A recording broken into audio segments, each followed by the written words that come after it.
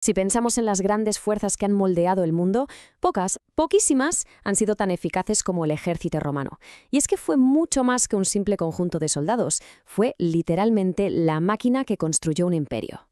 A ver, parémonos a pensar en esto. Una única ciudad que llega a dominar prácticamente todo el mundo conocido. ¿Cómo es posible?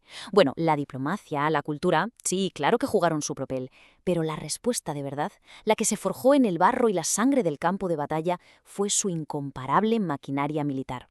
Pero ojo, no nos imaginemos simplemente un grupo enorme de hombres con espadas. Pensemos más bien en un sistema, en una máquina de conquista y a la vez de civilización que estaba perfectamente engrasada.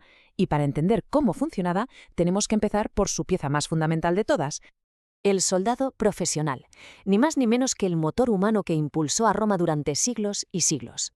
Su nombre en latín, Miles Gregarius, ya nos lo dice todo. Gregarius viene de grex, que significa rebaño, pero lejos de ser algo despectivo, describe su mayor fortaleza, la cohesión, el grupo. Todo empezaba en el contubernium, 8 hombres que compartían la misma tienda, la comida, la vida, un vínculo de hermandad que era la base de su poder en plena batalla. Claro que este soldado no apareció de la nada. Su evolución fue absolutamente clave. Roma pasó de tener un ejército de ciudadanos, soldado, gente que además tenía que pagarse su propio equipo, a una fuerza profesional permanente. El gran punto de inflexión llegó con el general Mario, que abrió las legiones a los más pobres, a los que no tenían nada. Una decisión que, como vamos a ver, cambiaría las reglas del juego para siempre.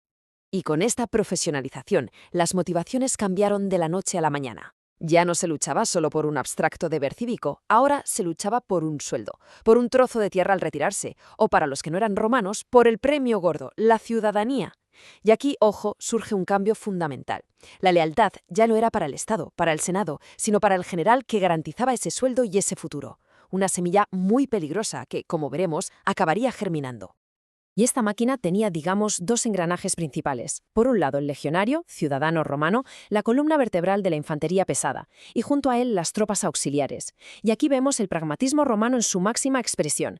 En lugar de aplastar a los pueblos conquistados, aprovechaban sus habilidades únicas. ¿Que necesitaban arqueros? Los reclutaban en Siria. Los mejores honderos, en las Baleares. Una estrategia brillante que les daba una versatilidad táctica increíble y, de paso, ayudaba a cohesionar el imperio.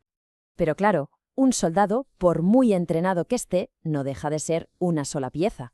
El verdadero genio de Roma estaba en la estructura, en la organización de toda esa maquinaria. La legión era sencillamente una obra maestra de diseño modular. Todo empezaba con esa unidad básica de 8 hombres, el contubernium. De ahí se escalaba la centuria, luego la cohorte, hasta formar la legión completa. Esta estructura permitía una flexibilidad en el campo de batalla y una cadena de mando increíblemente claras y efectivas, incluso en medio del caos más absoluto. 6.000 soldados de élite perfectamente entrenados y disciplinados en una sola unidad. Ahora, imaginemos eso multiplicado por las docenas de legiones desplegadas desde las nieblas de Britania hasta las arenas de Egipto. La escala de esta fuerza era para sus contemporáneos sencillamente abrumadora. Y si pensamos que estos hombres solo se dedicaban a luchar, nos estamos perdiendo la mitad de la película. Cada soldado era tanto un guerrero como un constructor. Es que, de hecho, el ejército fue la principal fuerza de ingeniería de todo el imperio. No solo conquistaban el mundo, es que literalmente lo construían con sus propias manos. Durante la guerra, su habilidad para la ingeniería era, aterradora. Adaptaron y perfeccionaron toda la tecnología de asedio que heredaron de los griegos hasta convertirla en un arte. Balistas, catapultas, torres de asedio, ninguna muralla, ninguna fortaleza estaba realmente a salvo. Pero quizás su proeza de ingeniería más increíble era algo que hacían todos los días. Cada noche, al final de una larga y agotadora marcha, un ejército romano en campaña construía un campamento fortificado completo, desde cero, con su foso, su muralla de tierra y su empalizada. Una disciplina asombrosa que los mantenía a salvo en cualquier territorio enemigo. Y es que ese campamento, el castra, era mucho más que un simple refugio.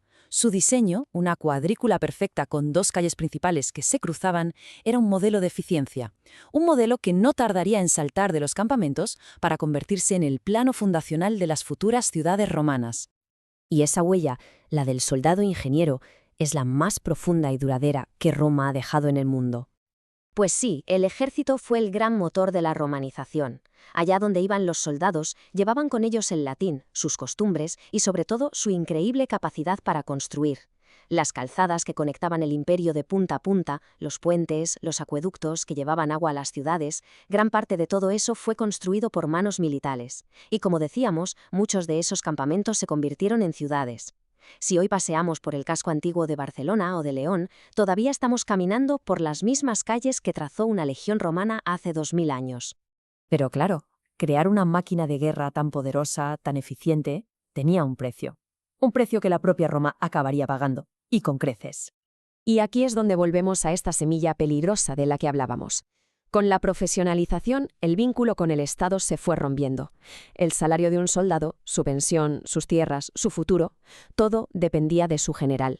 Entonces, ¿por qué ser leal a un senado lejano y anónimo cuando era el hombre que tenías delante, el que te lideraba en batalla, quien te lo daba todo? Las consecuencias, como es de imaginar, fueron devastadoras. Los generales más ambiciosos se dieron cuenta de que la herramienta más poderosa del Estado estaba ahora bajo su control personal, y la usaron para marchar sobre la propia Roma, desatando guerras civiles que acabaron por destruir la República. Y durante el Imperio, la historia se repitió una y otra vez. El ejército, el supuesto protector de Roma, se convirtió en el árbitro que ponía y quitaba emperadores a su antojo. La historia del ejército romano nos deja con esta paradoja tremenda. Crearon la maquinaria militar más exitosa de la antigüedad, una fuerza que no solo conquistó, sino que también construyó y civilizó un imperio.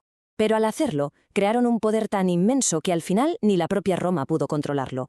Nos obliga a preguntarnos por ese delicado, y a veces peligroso, equilibrio entre la seguridad y el poder.